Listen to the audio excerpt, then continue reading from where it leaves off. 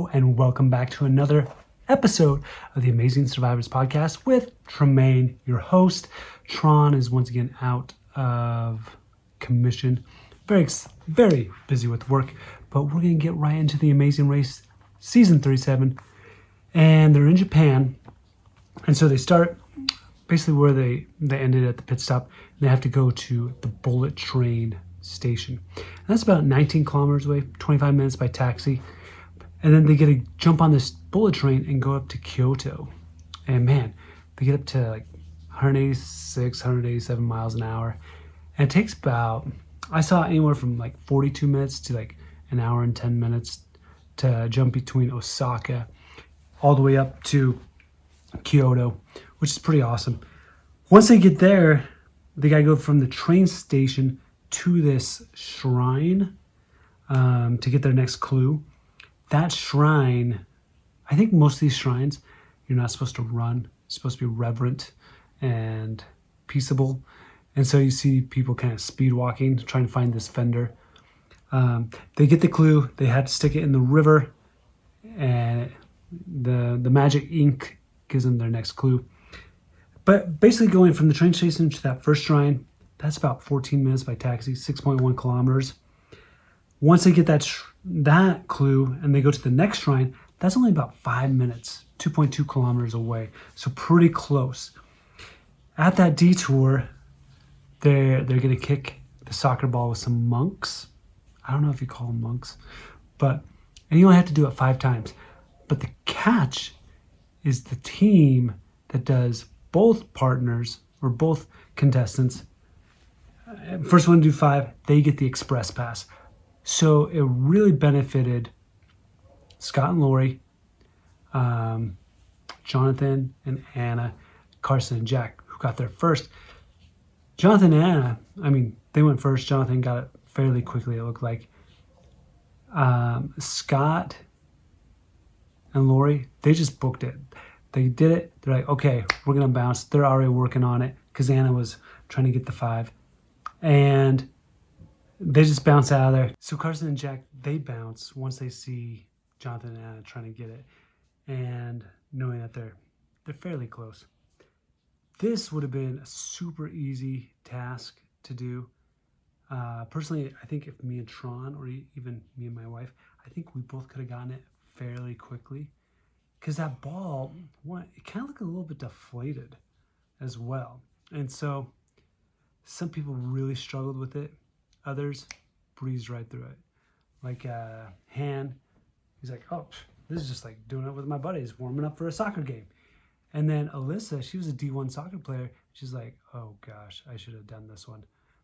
But that's the thing. You never know exactly what you're going into with these detours and these roadblocks and whatnot.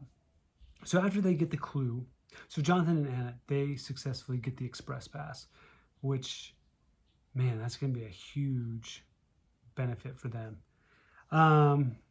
So going from there, they got to go to the Yasaka Koshinadu, which is about 12 minutes away, 5.9 kilometers.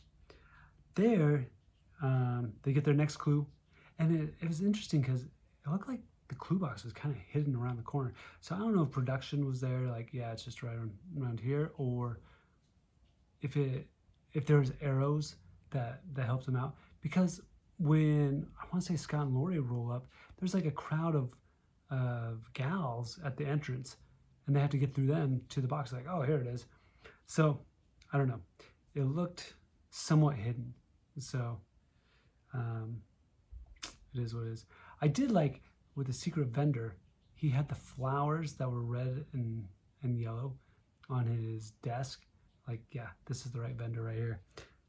So they get their next clue, and they got to go to the Kyoto Buddha Center, which is a 2-minute walk, super close.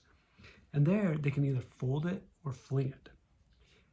So the folding it, you got the crane, but you have to use this massive paper and watch these little kids. Scott and Lori rock this. This is where Scott is really coming through with paying attention to little details and just nailing things. Now, personally, I would have done the fling it as well to start with. And it really looked like those spiky things were not easy. I do want to know how long it was in between you trying it out for them to reset it and you get to go again. Because if you're just resetting the spikes, I mean, it should only take a couple minutes. Or is there a mandatory 5-minute wait? Something like that.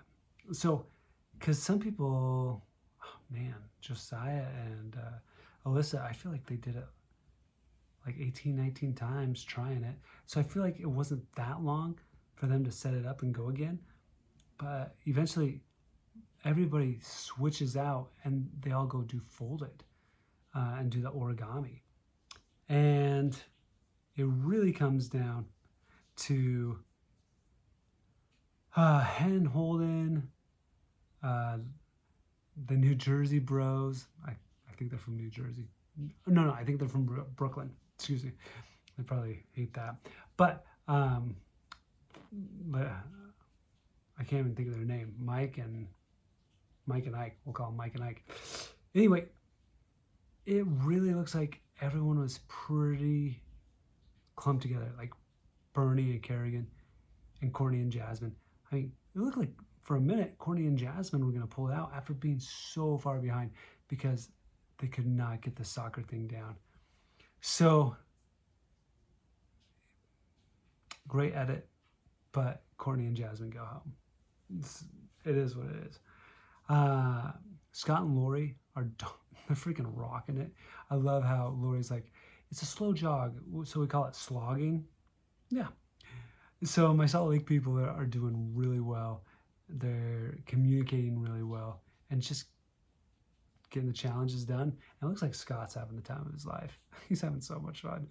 So he's got to be a freaking dope dad to 8 boys. So anyway, Scott and Lori win. Carson and Jack second. Jonathan and Anna take third.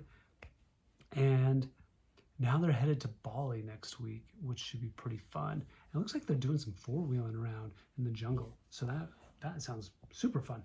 But yeah, that's it for the pit stop. And for Japan looked awesome. Looks like a lot of fun. Next week, I think it's probably going to be Bernie and Kerrigan going home. They also have the driver's seat coming up, which I don't fully understand what it means, like who has to do all the work. So I'm interested to see how that works. I honestly think like Carson and Jack are going to get there first and have the power.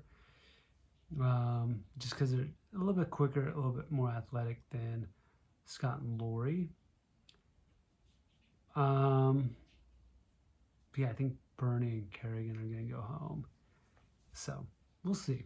I'm loving the race. I'm loving the teams. I thought the brothers would do better, and they're doing absolutely horrendous. They just cannot get on the same page. And it was awesome also to see Mark and Brett get back up, 4th, 5th area. So they're doing really well. But a lot of good teams. It's going to be tough. Let me know who you guys think is going to go home next.